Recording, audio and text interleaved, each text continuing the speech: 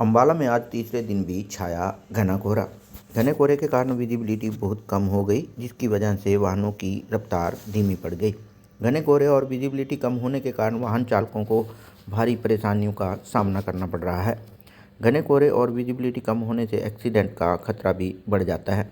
हालांकि किसानों की फसलों के लिए ये घना कोहरा लाभदायक सिद्ध होगा। बता दें कि जिस प्रकार से बारिश के बाद तापमान में बढ़ोतरी हो रही है, उससे फसलों को नुकसान हो सकता है, लेकिन कोहरा पड़ने से तापमान इतनी जल्दी नहीं बढ़ेगा और बढ़ते तापमान पर कोहरे की वजह से अंकुश लगेगा।